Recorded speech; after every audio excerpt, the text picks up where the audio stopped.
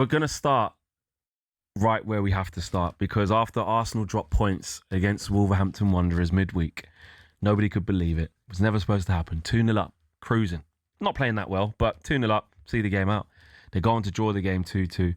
And we have to start at the North London derby now to look ahead, because this is a game of all games. Who needs this win more? Arsenal or Spurs? Oh, Arsenal need it more. It's a much bigger game for Arsenal. Arsenal simply have to win. Anything other than a win for Arsenal is a catastrophe. Tottenham's season won't be defined by losing to Arsenal. Tottenham can lose this. Tottenham now have to survive, right? Yeah. All that matters for them in a domestic conversation is that they survive, and they can survive whether they win, lose or draw against Arsenal. So they can salvage their season elsewhere if it needs salvaging. Arsenal can't. No. Arsenal can't drop points here. It's not only because of the 3 points, but if Arsenal do lose to Tottenham, symbolically, that is such a kick in the gut. It's such a wallop. It is. They haven't lost there for quite a while, and they haven't lost against Spurs in general, really, for quite a while.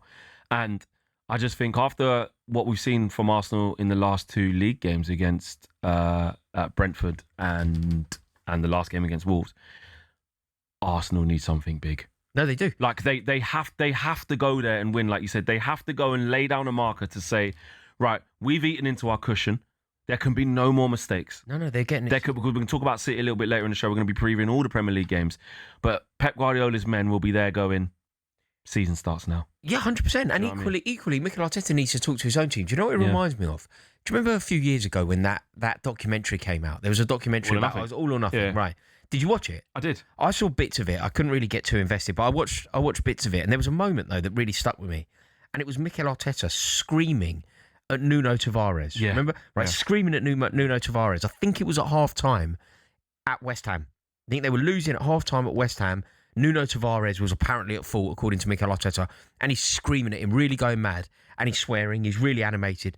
And he says to Nuno Tavares, do you even want to be playing in the Champions League? Do you want to play in the Champions League? He's screaming at him. Yeah. It feels to me now that you could scream back at Mikel Arteta. You could go, do you even want to win the Premier League? Yeah. Are you trying to win the Premier League? Like, what sort of title challenge is this? Yeah. It's, what approach is this? I mean, look, the optimists will say we're still in the lead. We're still first.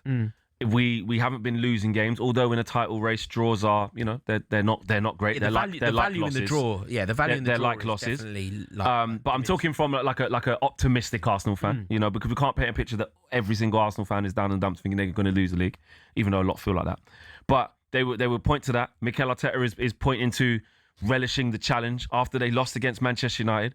He said in the press conference, we're all going this way. We're going to enjoy this. We're going to embrace this.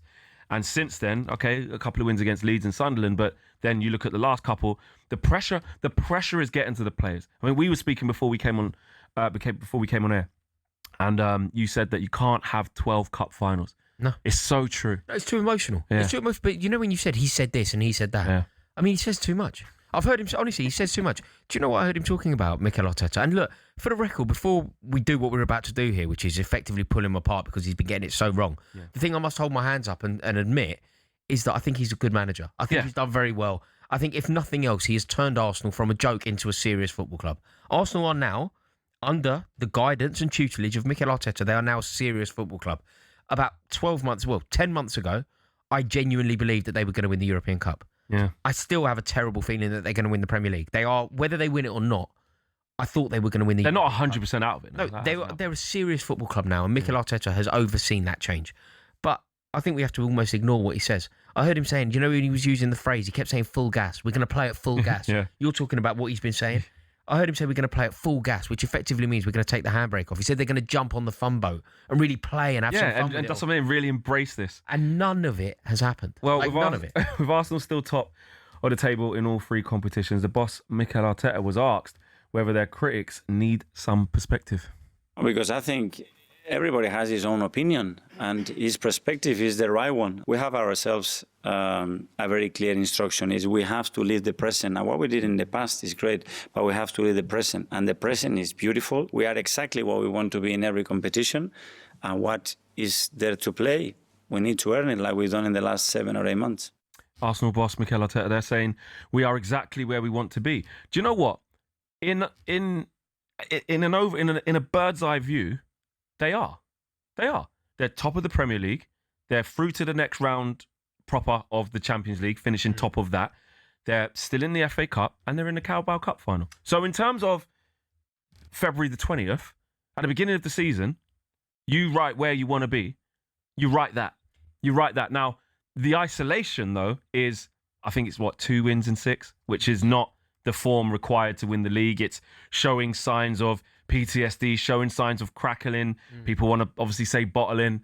So in isolation, you're not really where you want to be in terms of the form you're currently showing, because if that continues, you're not going to win what you want to win. But in an aerial view, a bird's eye view, he is right. I'm just trying to give both sides. Look, I think you're right. I think that Arsenal would certainly take, if you were to just say to them in isolation, you're top of the league in February, do you take it? Of course, Arsenal fans would say yes. But there is so much going on here. We have to factor in everything that we know. This isn't a simple equation. This is really complex. And the fact that Manchester City have been woeful. We've spent a lot of the season talking about Arsenal being the best team in the league, Arsenal being the best squad in the league, Arsenal playing at various points some of the most effective football in the league. They were top of 2 leagues. At the same time, we've been juxtaposing the conversation about Arsenal with saying Manchester City are abject. Manchester City are a team in transition. Manchester City are dropping points left, right and centre. They are not the team that they once were. And we've had some fairly genuine conversations around Pep Guardiola's future. Yeah. And how's there only a couple of points? Yeah. How can there only be a 5 points with a game in hand? A couple of points between them, really. Yeah. So I think that... And that's the real context, isn't it? It's a real context. I think there are major problems for Arsenal. I think that they're certainly salvageable. I think they're certainly capable of solving these problems. Yeah.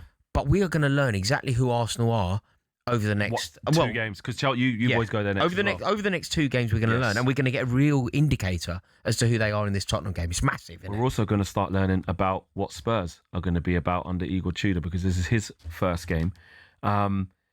Could Spurs actually get relegated? Like, take your Chelsea hat off, where you'd love to see it, and all that. Like, just as a neutral, if I can say that to you, can Spurs actually get relegated? Do you know, Flex, to explore this topic, I don't think I need to be neutral. I can put my hands up and say, I would love nothing more than Chelsea. You know, that the way the fixtures go, we could relegate them. Yeah. And I would take that over any trophy this season. Of course I would. Like, we'd sing about You'd take that over any trophy?